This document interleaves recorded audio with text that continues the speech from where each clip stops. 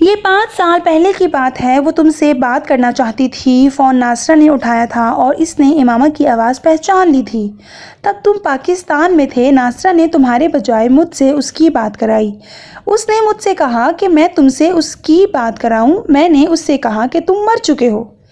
मैं नहीं चाहता था कि वो तुमसे राब्ता करे और जिस मुसीबत से हम छुटकारा पा चुके हैं इसमें दोबारा पड़ें।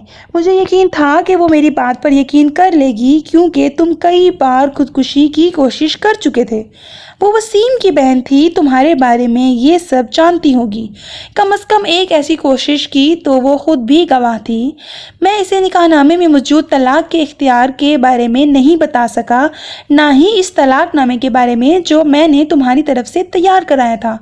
तुम्हें जब मैंने अमेरिका भिजवाया था तो तुमसे एक सादा कागज़ पर साइन लिए थे। मैं चाहता था कि मुझे ज़रूरत पड़े तो मैं खुद ही तलाकनामा तैयार करा लूँ। ये कानूनी या जायज़ था कि नहीं इसका पता नहीं, मगर मैंने इसे तैयार करा लिया और मैं इमामा को इसके बारे में बताना चाहता था और इसे तमाम पेपर्स भी देना चाहता था, मगर उसने फ़ोन बंद कर दिया। मैंने नंबर ट्रेस आउट कराया, वो किसी पीसीओ का था। उसके कुछ दिनों बाद 20,000 के कुछ ट्रैवलर्स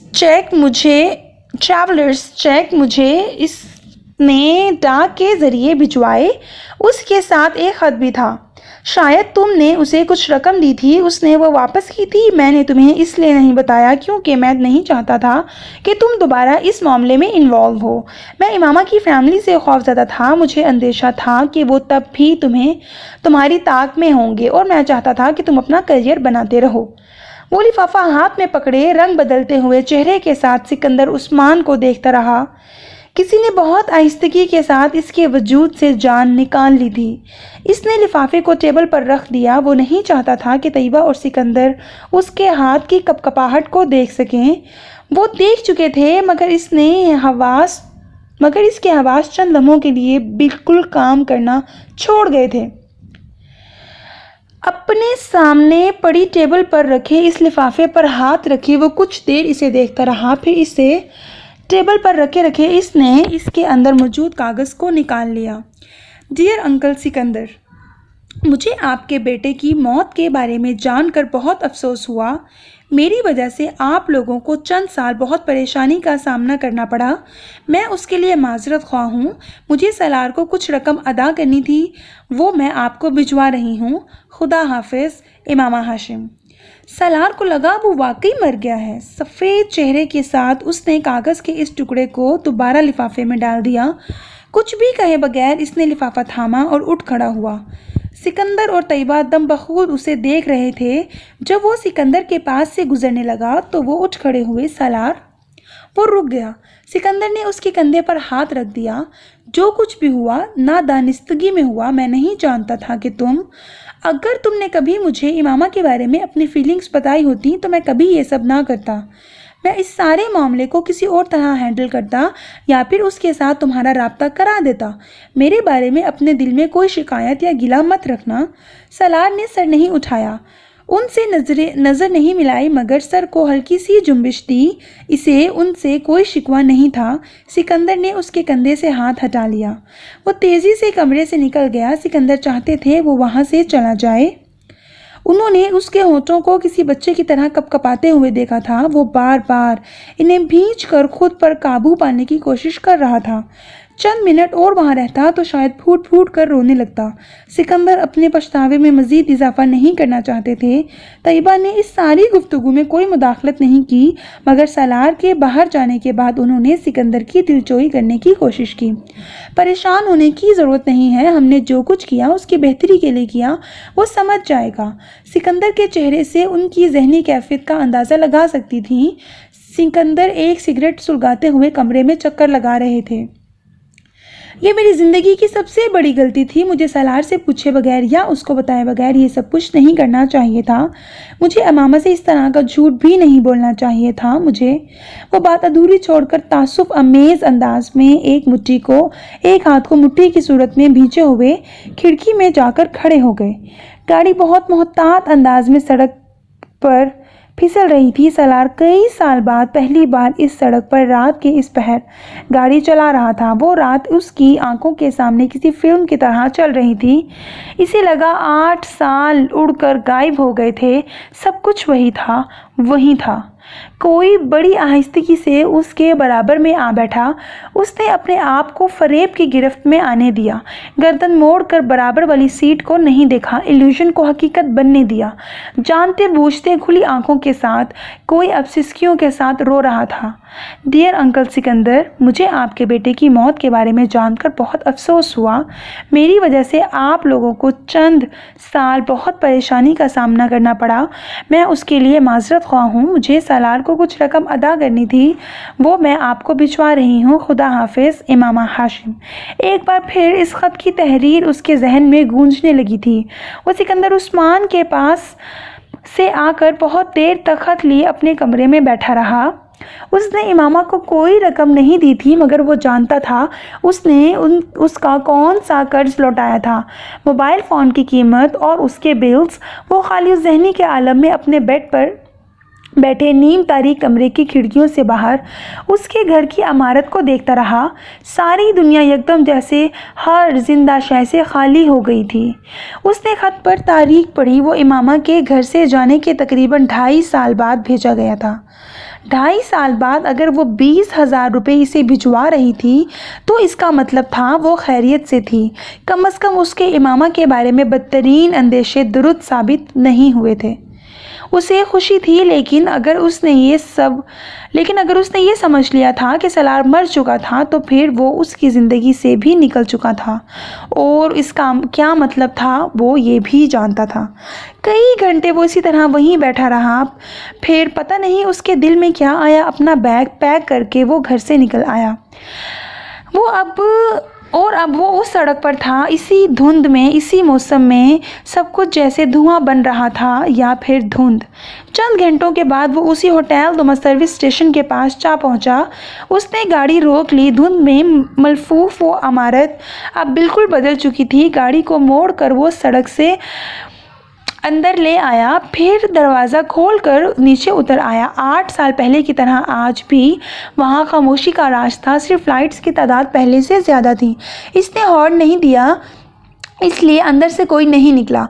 बरामदे में अब वो पानी का ड्रम नहीं था। वो बरामदे से गुजरते हुए अंदर जाने लगा। तभी अंदर से एक शख्स निकल आया। इससे पहले कि वो कुछ कहता, सलार ने उससे कहा, मैं चाय पीना चाहता हूँ। इसने जमाई ली और वापस मुड़ गया। आ जाएं। सलार अंदर चला आया। ये वही कमरा था, मगर अंदर से कुछ बदल चुका था। पहले की निस्बत मेज़ों और कुर्सियों की तादाद ज़्यादा थी और कमरे की हालत भी बहुत बेहतर हो चुकी थी। चाय लेंगे या साथ कुछ और भी? इस आदमी ने मुड़कर अचानक पूछा। सिर्फ चाय। सलार एक कुर्सी खींच कर बैठ गया। आदमी काउंटर के अकब में अब स्ट्यू चलाने में मसरूफ़ हो चुका था। आप कहाँ से आए हैं? इसने चाय के लिए केतली ऊपर रखते हुए सलार से पूछा। जवाब नहीं आया। इस शख्स ने गर्दन मोड़ कर देखा। चाय पीने के लिए आने वाला वो शख्स कमरे के एक कोने पर नजरें जमाए हुए था, बिल्कुल पत्थर के किसी मुजस्मे की तरह बेहिस्सो हरकत। वो नमाज पढ़कर इसके बिलमुकाबिल मेज़ के दूसरी जानिब कुर्सी पर आ बैठी थी। कुछ कहे बगैर इसने मेज़ पर पड़ा चाय का कप उठाया और इसे पीने लगी। लड़का तब तक बर्गर ले आया था और अब टेबल पर बर्गर रख रहा था। सलार तीखी नज़रों के साथ बर्गर की प्लेट को देख रहा था जो उसके सामने रखी जा रही थी।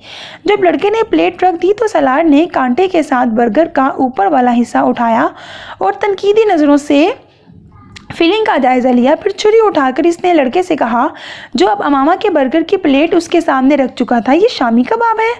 वो फीलिंग के ऊपर वाली तह को अलग कर रहा था। ये ऑमलेट है। इसने नीचे मौजूद ऑमलेट को छुरी की मदद से थोड़ा ऊंचा किया। और ये केचप है। तो चिकन कहाँ है? मैंने तुम्हें चिकन बर्गर लाने को कहा था, उसने उखड़े लहजे में लड़के से कहा। इमामा तब तक खामोशी से बर्गर उठाकर खाने में मसरूफ़ हो चुकी थी। ये चिकन बर्गर है, लड़के ने कदरे गड़बड़ा कर कहा। कैसे चिकन बर्गर है? इसमें कहीं चिकन नहीं है, सलार ने चैलेंज किया।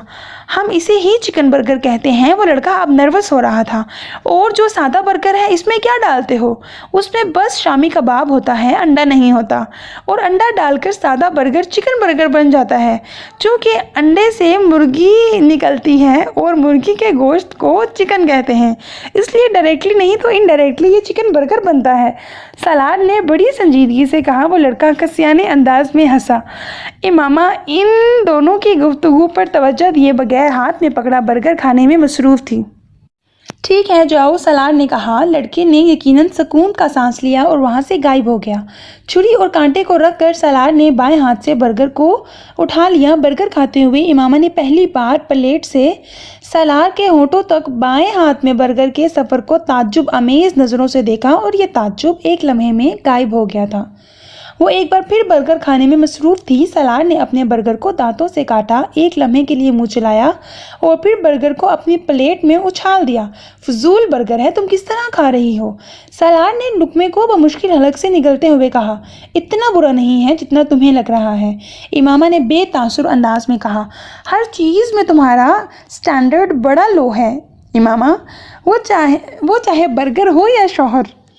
बर्गर खाते हुए इमामा का हाथ रुक गया। सलार ने इसके सफ़ेद चेहरे को एक पल में सुर्ख होते देखा। सलार के चेहरे पर एक तपा देने वाली मुस्कुराहट आई। मैं जलाल अंसर की बात कर रहा हूँ, इसने जैसे इमामा को याद दिलाया। तुम ठीक कहते हो, इमामा ने पुरसुकून लहजे में कहा। मेरा स्टैंडर्ड वाकई बहुत लो है। वो एक बार फिर बर्गर खाने लगी। मैंने सोचा तुम बर्गर मेरे मुंह पर दे मारोगी, सलार ने दबी मुस्कुराहट के साथ कहा। मैं रिस्क जैसी नेमत को क्यों ज़ाया करूंगी? ये इतना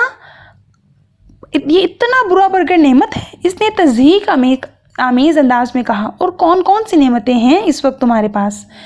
इंसान अल्लाह की नेमतों का शुक्र अदा कर ही नहीं सकता। ये मेरी ज़बान पर जायका चखने की जो हिस्स है, ये कितनी बड़ी नेमत है कि मैं अगर कोई चीज़ खाती हूँ तो इसमें इसका जायका महसूस कर सकती हूँ। बहुत से लोग इस नेमत से भी महरूम होते हैं और उन लोगों में top of the list Salaar Sikandar का नाम होगा, है ना? इसने इमामा की बात मुकम्मल होने से पहले ही तेज़ आवाज़ में इसकी बात काटी। सलार सिकंदर कम अज़ कम इस तरह की चीज़ें खाकर इंजॉय नहीं कर सकता। इसने चाय का कप इसके सामने रख दिया। सलार एकदम चौंक गया। सामने वाली कुर्सी अब खाली थी। साथ में कुछ और चाहिए? आदमी ने खड़े खड़े फिर पूछा। नहीं, बस चाय काफ़ी है। सलार ने चाय का कप अपनी तरफ खींचते हुए कहा। आप इस्लामाबाद से आए हैं? उसने पूछा। हाँ, लाहौर जा रहे हैं? उसने एक और सवाल किया। इस बार सलार ने सर के इशारे से जवाब दिया। वो अब चाय का घूंट ले रहा था। इस आदमी को शुबा हुआ इसने चाय पीने वाले शख्स की आंखों में हल्की सी नमी देखी है। मैं कुछ देर तक यहाँ अकेला बैठना चाहता हूँ, इसने चाय का कप मेज़ पर रखते हुए सर उठाए बगैर कहा। वो शख्स कुछ ताज्जुब से उसे देखता हुआ वापस किचन में चला गया और सानवी नौयत के कामों में मसरूफ़ हो गया। गाए बगाए दूर से सलार पर नज़र दौड़ाता रहा। पूरे 15 मिनट बाद इसने सलार को टेबल छोड़कर कमरे से निकलते देखा। वो आदमी बड़ी तेज़ रफ्तारी के साथ किचन से कमरे में वापस आया, मगर इससे पहले कि वो सलार के पीछे बाहर जाता, मेज़ पर खाली कप के नीचे पड़े एक नोट ने इसे रोक दिया। वो भौंचका सा इस नोट को देखता रहा। फिर इसने आगे बढ़कर इस नोट को पकड़ा और तेज़ी से कमरे से बाहर आ गया। सलार की गाड़ी इस वक्त रिवर्स होते हुए मेन रोड पर जा रही थी। इस आदमी ने हैरानी से इस दूर जाती हुई गाड़ी को देखा, फिर हाथ में पकड़े इस 1000 रुपये के नोट को बरामदे में हल्के ट्यूबलाइट की रोशनी में देखा। नोट असली है, मगर आदमी बेवकूफ़। इसने अपनी खुशी पर काबू पाते हुए ज़ेर-ए-लब तबसरा किया और नोट को जेब में डाल लिया। सिकंदर उस्मान सुबह नाश्ते की मेज़ पर आए तो भी उनके जहन में सबसे पहले सलार का ही ख्याल आया था। सलार कहाँ है? उसे बुलाओ, इसने मुलाजिम से कहा। उन्होंने मुलाजिम से कहा, सलार साहब तो रात को ही चले गए थे। सिकंदर और तैयबा ने बेख्तियार एक दूसरे का चेहरा देखा। कहाँ चले गए? गाँव? नहीं, वापस लाहौर चले गए। उन्होंने सलार का नंबर डायल किया, मोबाइल ऑफ था। उन्होंने उसके फ्लैट का नंबर डायल किया, वहाँ जवाबी मशीन लगी हुई थी। उन्होंने पैगाम रिकॉर्ड कराए बगैर फ़ोन बंद कर दिया। कुछ परेशान से वो दोबारा नाश्ते की मेज़ पर आ बैठे। फ़ोन पर कांटेक्ट नहीं हुआ। तैयबा ने पूछा। नहीं, मोबाइल ऑफ है, उसके फ्लैट पर आंसर फ़ोन लगा हुआ है, पता नहीं क्यों चला गया। आप परेशान ना हो, नाश्ता करें। तैयबा ने उन्हें तसल्ली देने की कोशिश की। तुम करो, मेरा मूड नहीं है। वो उठकर बाहर निकल आए। तैयबा बेइख्तियार सांस लेकर रह गई। सलार ने अपने फ्लैट का दरवाज़ा खोला। बाहर फुरकान था। वो पलट कर अंदर आ गया। तुम कब आए? फुरकान ने कदरे हैरानी से इसके पीछे अंदर आते हुए कहा। आज सुबह, सलार ने सोफे की तरफ जाते हुए कहा। क्यों? तुम्हें गाँव जाना था? फुरकान ने इसकी पुश्त को देखते हुए कहा। मैं तो पार्किंग में तुम्हारी गाड़ी देख कर आ गया। बंदा आता है तो बता ही देता है। सलार जवाब में कुछ कहे बगैर सोफे पर बैठ गया। क्या हुआ? फुरकान ने पहली बार उसके चेहरे को देखा और तशवीश में मुब्तला हुआ। क्या हुआ? सलार ने जवाबन कहा। मैं तुमसे पूछ रहा हूँ, तुम्हें क्या हुआ? फुरकान ने उसके सामने सोफे पर बैठते हुए कहा। कुछ नहीं। घर में सब खैरियत है? हाँ। तो फिर तुम सर में दर्द है? माइग्रेन? फुरकान अब उसके चेहरे को गौर से देख रहा था। नहीं। सलार ने मुस्कुराने की कोशिश नहीं की। उसका फ़ायदा भी नहीं था। उसने अपनी आंखों को मसला। तो फिर हुआ क्या है तुम्हें? आंखें सुर्ख हो रही हैं। मैं रात सोया नहीं, ड्राइव करता रहा हूँ, सलार ने बड़े आम अंदाज में बताया। तो अब सो जाते। यहाँ आकर फ्लैट पर सुबह से क्या कर रहे हो? फुरकान ने कहा। कुछ भी नहीं। सोए क्यों नहीं? नींद नहीं आ रही। तुम तो स्लीपिंग पिल्स लेकर सो जाते हो, फिर नींद ना आना क्या मायने रखता है? फुरकान को ताज्जुब हुआ। बस आज नहीं लेना चाहता था मैं, या ये समझ लो कि आज मैं सोना नहीं चाहता था। खाना खाया है? नहीं, भूख नहीं लगी। 2 बज रहे हैं। फुरकान ने जैसे इसे जताया। मैं खाना भिजवाता हूँ, खा लो, थोड़ी देर सो जाओ, फिर रात को निकलते हैं आउटिंग के लिए। नहीं, खाना मत भिजवाना, मैं सोने जा रहा हूँ। शाम को उठूँगा तो बाहर जाकर कहीं खा लूँगा। सलार कहते हुए सोफे पर लेट गया और अपना बाजू आंखों पर रख लिया। फुरकान कुछ देर बैठा इसे देखता रहा, फिर उठकर बाहर चला गया। तुम्हारी तबीयत ठीक है? रिमशा ने सलार के कमरे में आते हुए कहा। इसने रिसेप्शन की तरफ जाते हुए सलार के कमरे की खिड़कियों के चंद खुले हुए ब्लाइंडर्स में इसे अंदर देखा था। कॉरिडोर में से जाने की बजाय वो रुक गई। सलार टेबल पर अपनी कोहनियाँ टिकाए दोनों हाथों से अपना सर पकड़े हुए था। रिमशा जानती थी कि इसे कभी कभार माइग्रेन का दर्द होता था। वो रिसेप्शन की तरफ जाने की बजाय उसके कमरे का दरवाज़ा खोलकर अंदर आ गई। सलार उसे देखकर सीधा हो गया। वो अब टेबल पर खुली एक फ़ाइल को देख रहा था। तुम्हारी तबीयत ठीक है?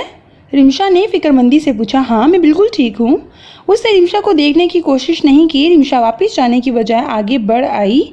नहीं, तुम ठीक नहीं लग रहे। इसने सलार के चेहरे को गौर से देखते हुए कहा। तुम प्लीज़ इस फाइल को ले जाओ, उसे देख लो, मैं देख नहीं पा रहा। सलार ने उसकी बात का जवाब देने की बजाय फ़ाइल बंद करके टेबल पर उसकी तरफ खिसका दी। मैं देख लेती हूँ। तुम्हारी तबीयत ज़्यादा ख़राब है तो घर चले जाओ। रिमशा ने तशवीश बड़े अंदाज में कहा। हाँ, बेहतर है मैं घर चला जाऊँ। उसने अपना ब्रीफ केस निकाल कर उसे खोला और अपनी चीज़ें अंदर रखना शुरू कर दी। रिमशा बकौर इसका जायज़ा लेती रही। वो 11 बजे ऑफिस से वापस घर आया था। ये चौथा दिन था जब वो मुसलसल इसी हालत में था। एकदम हर चीज़ में इसकी दिलचस्पी ख़त्म हो गई थी। बैंक में अपनी जॉब, लम्स के लेक्चर्स, डॉक्टर सिब्ते अली के साथ नशिस्त, फुरकान की कंपनी, गांव का स्कूल, मुस्तकबिल के मंसूबे और प्लानिंग। इसे कोई चीज़ भी अपनी तरफ खींच नहीं पा रही थी। वो जिस इम्कान के पीछे कई साल पहले सब कुछ छोड़कर पाकिस्तान आ गया था, वो इम्कान ख़त्म हो गया था। इसे कभी अंदाज़ा नहीं था कि इसके ख़त्म होने से इसके लिए सब कुछ ख़त्म हो जाएगा। वो मुसलसल अपने आप को उस हालत से बाहर निकालने के लिए जद्दोजहद कर रहा था और वो नाकाम हो रहा था। महज ये तसव्वुर कि वो किसी और शख्स की बीवी बनकर किसी और के घर में रह रही होगी, सलार सिकंदर के लिए इतना ही जानलेवा था जितना माजी का ये अंदेशा कि वो गलत हाथों में ना चली गई हो। और इस ज़हनी हालत में इसने उम्रा पर जाने का फ़ैसला किया था। वो वाहिद जगह थी जो उसकी ज़िंदगी में अचानक आ जाने वाली इस बेमानवियत को ख़त्म कर सकती थी। वो अहराम बांधे खाना काबा के सहन में खड़ा था। खाना काबा में कोई नहीं था।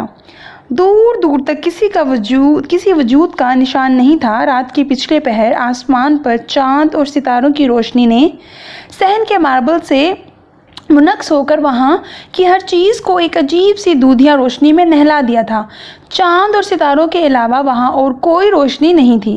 खाना काबा के गुलाफ पर लिखी हुई आयात स्याह गुलाफ पर अजीब तरह से रोशन थे। हर तरफ गहरा सकूत था और इस गहरे सकूत को सिर्फ एक आवाज़ तोड़ रही थी, उसकी आवाज़, उसकी अपनी आवाज़। वो मुकाम मुल्तज़िम के पास खड़ा था। इसकी नज़रें खाना काबा के दरवाजे पर थीं और वो सर उठाए बुलंद आवाज़ से कहने लगा, लब्बैक अल्लाहुम्मा लब्बैक, लब्बैक ला शरीका लक लब्बैक। हाजिर हूँ मैं हाजिर हूँ, मेरे अल्लाह मैं हाजिर हूँ, हाजिर हूँ, तेरा कोई शरीक नहीं, मैं हाजिर हूँ। बेहद हमदो सना तेरे लिए है, नेमत तेरी है, बादशाही तेरी है, तेरा कोई शरीक नहीं। पूरी वक्त से गूंजती हुई इसकी आवाज़ खाना काबा की सकूत को तोड़ रही थी। उसकी आवाज़ खिला की वुसअतों तक जा रही थी। लब्बैक अल्लाहुम्मा लब्बैक। नंगे पाँव नीम बढ़ाना वहाँ खड़ा वो अपनी आवाज़ पहचान रहा था। लब्बैक ला शरीका लक लब्बैक। वो सिर्फ उसकी आवाज़ थी। उसकी आंखों से बहते हुए आंसू उसकी थोड़ी से नीचे उसके पैरों की उंगलियों पर गिर रहे थे। ला शरीका लक। इसके साथ उसके हाथ आसमान की तरफ उठे हुए थे। लब्बैक अल्लाहुम्मा लब्बैक। इसने खाना काबा के गुलाफ पर कुंदा आयात को यकदम बहुत रोशन देखा, इतना रोशन कि वो जगमगाने लगी थी। आसमान पर सितारों की रोशनी भी अचानक बढ़ गई। वो इन आयात को देख रहा था, मबहूत सहरज़दा।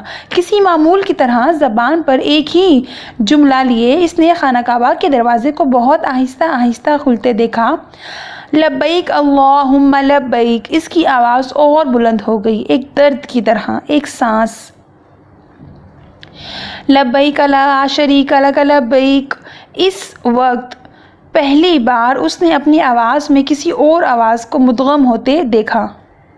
इन्नल हम्दा वन निअमता। उसकी आवाज़ की तरह वो आवाज़ बुलंद नहीं थी, किसी सरगोशी की तरह, किसी गूंज की तरह, मगर वो पहचान सकता था वो उसकी आवाज़ की गूंज नहीं थी, वो कोई और आवाज़ थी। उसने पहली बार खाना काबा में अपने अलावा किसी और की मौजूदगी को महसूस किया।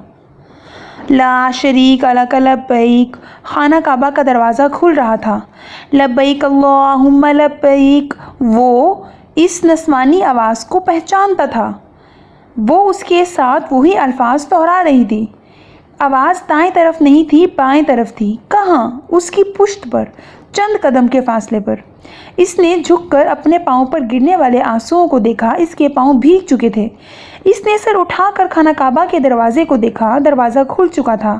अंदर रोशनी थी, दूधिया रोशनी, इतनी रोशनी कि इसने बेइख्तियार घुटने टेक दिए। वो अब सजदा कर रहा था। रोशनी कम हो रही थी। इसने सजदे से सर उठाया। रोशनी और कम हो रही थी। वो उठकर खड़ा हो गया। खाना काबा का दरवाज़ा अब बंद हो रहा था। रोशनी और कम होती जा रही थी और तब इसने एक बार फिर सरगोशी की सूरत में वही नस्वानी आवाज़ सुनी। इस बार इसने मुड़कर देखा था। सालार की आंख खुल गई। वो हरम शरीफ के एक बरामदे के सतून से सर टिकाए हुए था। वो कुछ देर सस्ताने के लिए वहाँ बैठा था, मगर नींद ने अजीब अंदाज में इस पर गलबा पाया। वो इमामा थी, बेशक इमामा थी, सफ़ेद अहराम में इसके पीछे खड़ी। उसने इसकी सिर्फ एक झलक देखी थी, मगर एक झलक भी उसे यकीन दिलाने के लिए काफ़ी थी कि वो इमामा के अलावा और कोई नहीं थी। खाली उस जहनी के आलम में लोगों को इधर से उधर जाते देखकर बेइख्तियार दिल भर आया। 8 साल से ज़्यादा हो गया था इसे उस औरत को देखे जिसे इसने आज वहाँ हरम शरीफ में देखा था। किसी ज़ख़म को फिर उधेड़ा गया था। इसने ग्लासेस उतार दिए और दोनों हाथों से चेहरे को ढांप लिया। आंखों से उबलते गर्म पानी को रगड़ते, आंखों को मसलते इसे ख्याल आया, ये हरम शरीफ था। यहाँ इसे किसी से आंसू छुपाने की ज़रूरत नहीं थी। यहाँ सब आंसू बहाने के लिए ही आते थे। इसने चेहरे से हाथ उठा लिए। इस वक्त उस पर रिक्कत तारी हो रही थी। वो सर झुकाए बहुत देर वहाँ बैठा रोता रहा। फिर इसे याद आया वो हर साल वहाँ उम्रा करने के लिए आया करता था। वो इमामा हाशिम की तरफ से भी उम्रा किया करता था। वो इसकी आफ़ियत और लंबी ज़िंदगी के लिए भी दुआ मांगा करता था। वो इमामा हाशिम को हर परेशानी से महफूज रखने के लिए भी दुआ मांगा करता था। इसने वहाँ हरम शरीफ में इतने सालों में अपने और इमामा के लिए हर दुआ मांग छोड़ी थी। जहाँ भर की दुआएं, मगर इसने वहाँ हरम शरीफ में इमामा को कभी अपने लिए नहीं मांगा था। अजीब बात थी, मगर इसने वहाँ इमामा के हसूल के लिए कभी दुआ नहीं की थी। इसके आंसू एकदम थम गए। वो अपनी जगह से उठकर खड़ा हो गया। वज़ू के बाद इसने उम्रे के लिए एहराम बांधा। काबे का तवाफ़ करते हुए इस बार इत्तफ़ाक़न इसे मुकाम में मुल्तज़िम के पास जगह मिल गई, वहाँ जहाँ इसने अपने आप को ख्वाब में खड़े देखा था। अपने हाथ ऊपर उठाते हुए इसने दुआ करना शुरू की। यहाँ खड़े होकर तुझसे अंबिया दुआ मांगा करते थे, उनकी दुआओं में और मेरी दुआ में बहुत फ़र्क है। वो गिड़गिड़ा रहा था। मैं नबी होता तो नबियों जैसी दुआ करता, मगर मैं तो आम बशर हूँ और गुनहगार बशर। मेरी ख्वाहिशात, मेरी आरज़ुएँ सब आम हैं। यहाँ खड़े होकर कभी कोई किसी औरत के लिए नहीं रोया होगा। मेरी ज़िल्लत और पस्ती की इससे ज़्यादा इंतहा क्या होगी कि मैं यहाँ खड़ा, हरम पाक में खड़ा, एक औरत के लिए गिड़गिड़ा रहा हूँ, मगर मुझे ना अपने दिल पे इख्तियार है, ना अपने आंसुओं पर। ये मैं नहीं था जिसने इस औरत को अपने दिल में जगह दी, ये तूने किया। क्यों मेरे दिल में इस औरत के लिए इतनी मोहब्बत डाल दी कि मैं तेरे सामने खड़ा भी उसको याद कर रहा हूँ? क्यों मुझे इस कदर बेबस कर दिया कि मुझे अपने वजूद पर भी कोई इख्तियार नहीं रहा? मैं वो बशर हूँ जिसे तूने इन तमाम कमज़ोरियों के साथ बनाया। मैं वो बशर हूँ जिसे तेरे सिवा कोई रास्ता दिखाने वाला नहीं। और वो औरत मेरी ज़िंदगी के हर रास्ते पर खड़ी है, मुझे कहीं जाने, कहीं पहुंचने नहीं दे रही। या तो उसकी मोहब्बत को इस तरह मेरे दिल से निकाल दे कि मुझे कभी उसका ख्याल तक ना आए, या फिर उसे मुझे दे दे। वो नहीं मिलेगी तो मैं सारी ज़िंदगी उसके लिए ही रोता रहूँगा। वो मिल जाएगी तो तेरे अलावा मैं किसी के लिए आंसू नहीं बहा सकूँगा। मेरे आंसुओं को खालिस होने दे। मैं यहाँ खड़ा तुझसे पाक औरतों में से एक को मांगता हूँ। मैं इमामा हाशिम को मांगता हूँ। मैं अपनी नस्ल के लिए उस औरत को मांगता हूँ जिसने आपके पैगंबर सल्लल्लाहु अलैहि वसल्लम की मोहब्बत में किसी को शरीक नहीं किया, जिसने उनके लिए अपनी ज़िंदगी की तमाम आसाइशात को छोड़ दिया। अगर मैंने अपनी ज़िंदगी में कभी कोई नेकी की है तो मुझे उसके एवज़ इमामा हाशिम दे दे। तू चाहे तो अब भी हो सकता है, अब भी मुमकिन है। मुझे इस आजमाइश से निकाल दे, मेरी ज़िंदगी को आसान कर दे। 8 साल से मैं जिस तकलीफ़ में हूँ, मुझे उससे रिहाई दे दे। सालार सिकंदर पर एक बार फिर रहम कर, वही जो तेरी सिफ़ात में अफजल तरीन है। वो सर झुकाए वहाँ बिलक रहा था, इसी जगह पर जहाँ इसने खुद को ख्वाब में देखा था, मगर इस बार इसकी पुश्त पर इमामा हाशिम नहीं थी। बहुत देर तक गिड़गिड़ाने के बाद वो वहाँ से हट गया था।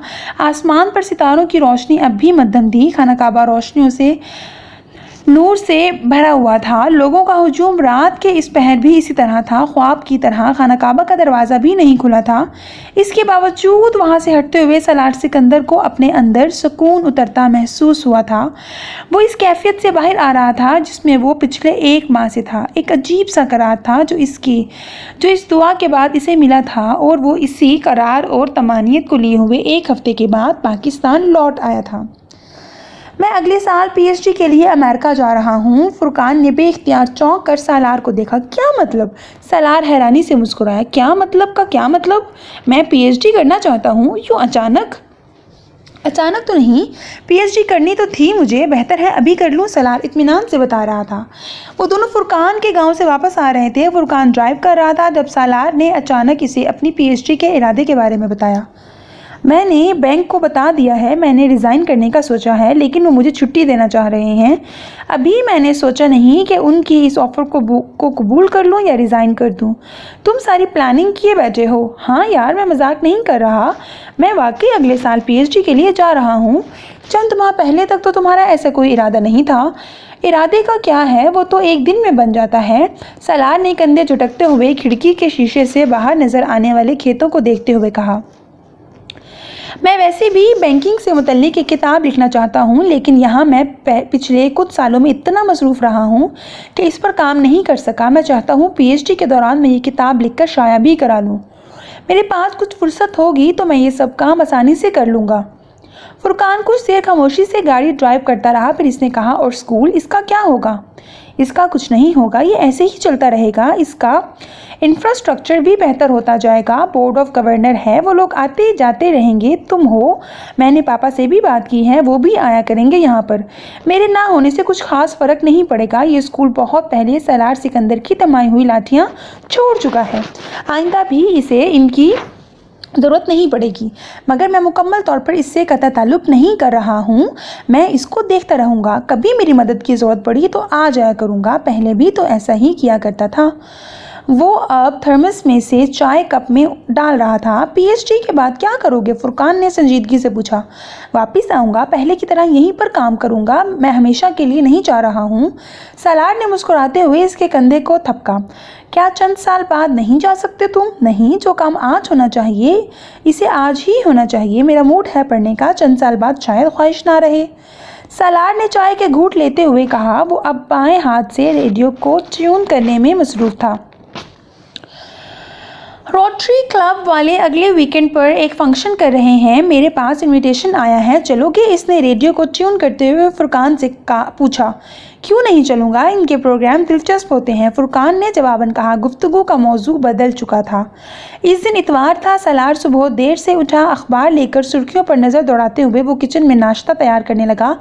इसने सिर्फ मुंह हाथ धोया था, शेव नहीं की। नाइट ड्रेस के ऊपर ही इसने एक ढीला ढाला स्वेटर पहन लिया। इसने केतली में चाय का पानी अभी रखा ही था जब डोरबेल की आवाज़ सुनाई दी। वो अखबार हाथ में पकड़े किचन से बाहर आ गया। दरवाज़ा खोलने पर इसे हैरत का एक झटका लगा जब इसने सईदा अम्मा को वहाँ खड़ा पाया। सालार ने दरवाज़ा खोल दिया। अस्सलाम वालेकुम, कैसी हैं आप? अल्लाह का शुक्र है, मैं बिल्कुल ठीक हूँ, तुम कैसे हो? उन्होंने बड़ी गर्मजोशी के साथ इसके सर पर अपने दोनों हाथ फेरे। मैं भी ठीक हूँ, आप अंदर आएँ, इसने मुस्कुराते हुए कहा। ठीक लग तो नहीं रहे हो, कमज़ोर हो रहे हो, चेहरा भी काला हो रहा है। उन्होंने अपनी ऐनक के शीशों के पीछे से इसके चेहरे पर गौर किया। रंग काला नहीं हुआ, मैंने शेव नहीं की। सलार ने बेइख्तियार अपनी हंसी रोकी। वो इनके साथ चलता हुआ अंदर आ गया। लो भला, शेव क्यों नहीं की? अच्छा, दाढ़ी रखना चाहते हो? बहुत अच्छी बात है, नेकी का काम है, बहुत अच्छा कर रहे हो। वो सोफे पर बैठते हुए बोली। नहीं अम्मा, दाढ़ी नहीं रख रहा हूँ, आज इतवार है, देर से उठा हूँ, कुछ देर पहले ही, इसलिए शेव नहीं की। वो उनकी बात पर महजूज हुआ।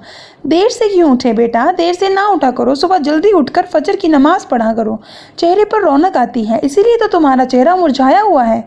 सुबह नमाज पढ़कर बंदा कुरान पढ़े, फिर सैर को चला जाए, सेहत भी ठीक रहती है और अल्लाह भी खुश होता है। सलार ने एक गहरा सांस लिया। मैं नमाज़ पढ़ कर सोया था, सिर्फ इतवार वाले दिन ही देर तक सोता हूँ, वरना रोज़ सुबह ही करता हूँ जो आप वरना रोज़ सुबह वही कुछ करता हूँ जो आप कह रही हैं।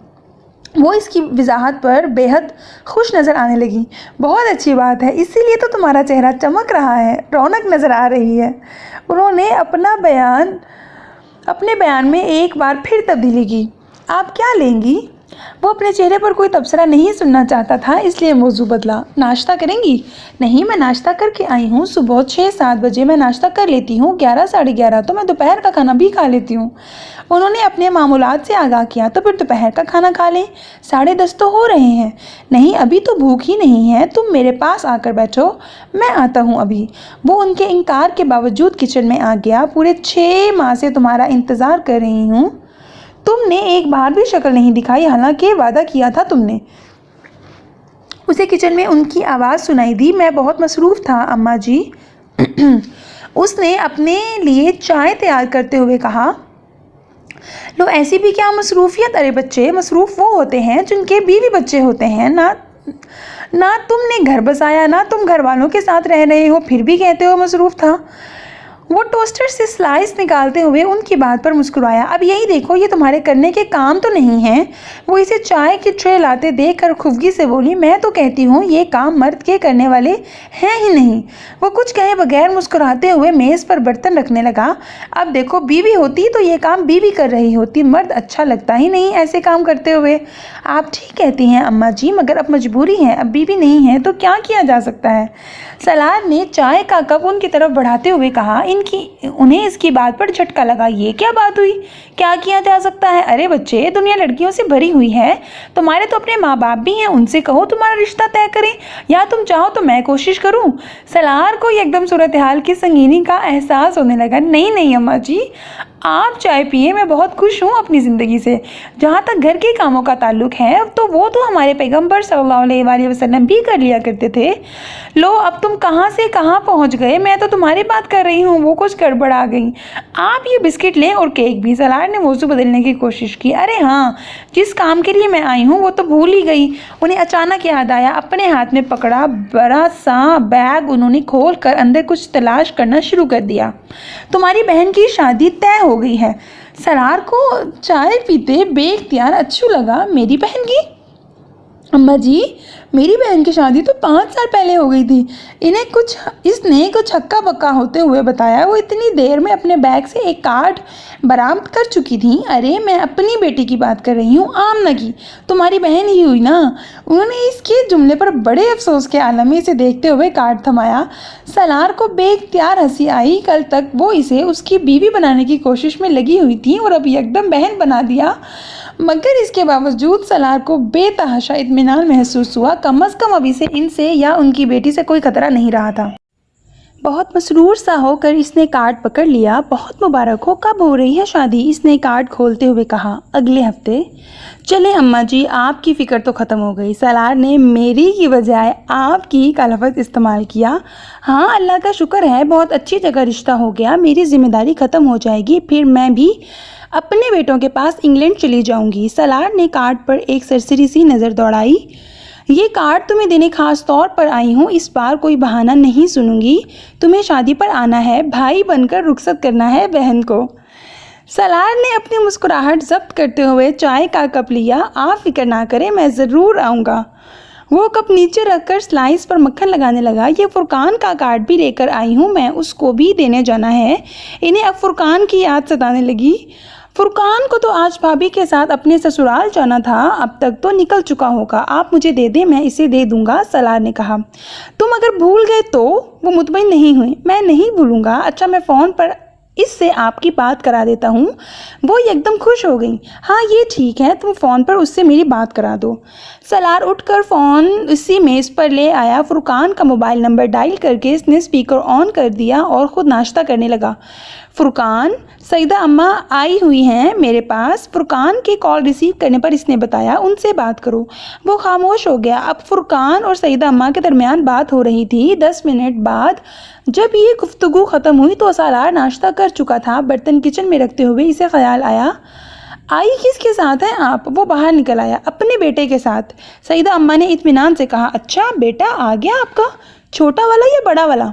सलार ने दिलचस्पी से पूछा। मैं साथ वालों के राशिद की बात कर रही हूँ। सईदा अम्मा ने बेख्तियार बुरा माना। सलार ने गहरा सांस लिया। इसे अंदाज़ा हो गया था कि सईदा अम्मा के लिए हर लड़का अपना बेटा और हर लड़की अपनी बेटी थी। वो बड़े आराम से रिश्ते घर लेती थी। तो वो कहाँ है? सलार ने पूछा। वो चला गया, मोटरसाइकिल पर आई हूँ उसके साथ। आंधी की रफ्तार से चलाई है उसने। 9 बजे बैठी हूँ, पूरे 10:30 बजे इधर पहुँचा दिया इसने। मेरी एक नहीं सुनी इसने। सारा रास्ता बार बार यही कहता रहा, आहिस्ता चला रहा हूँ। यहाँ उतारते वक्त कहने लगा,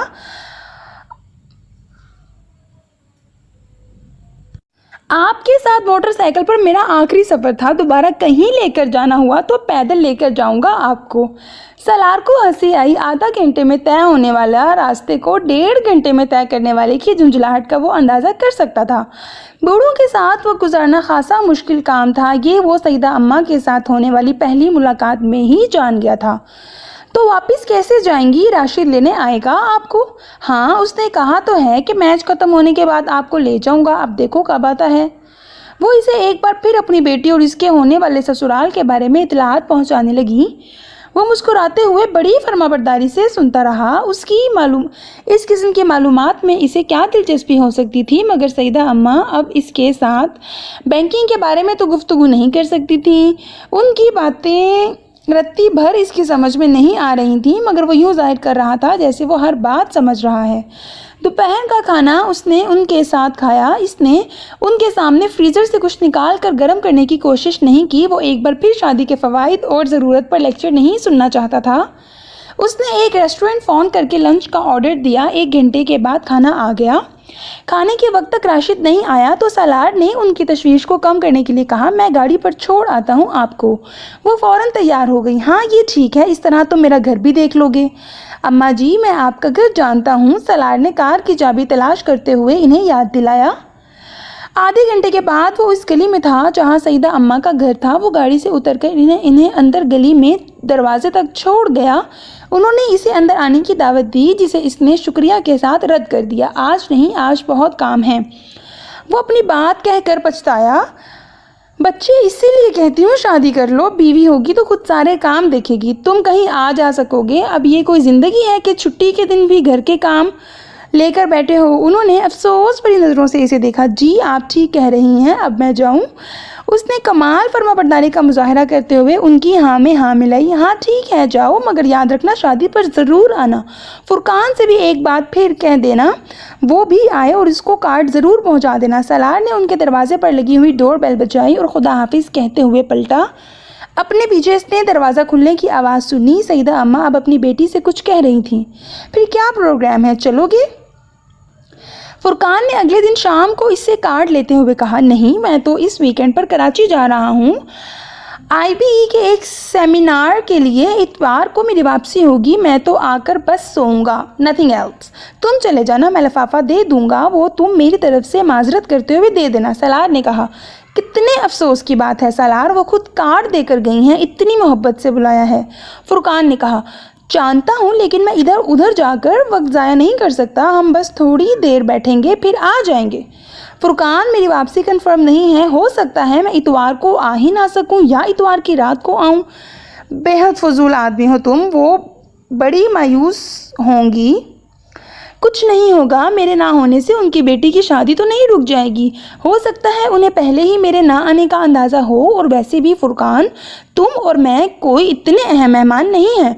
सलार ने लापरवाही से कहा, बहरहाल मैं और मेरी बीवी तो जाएंगे, चाहे हम कम अहम मेहमान ही क्यों ना हों।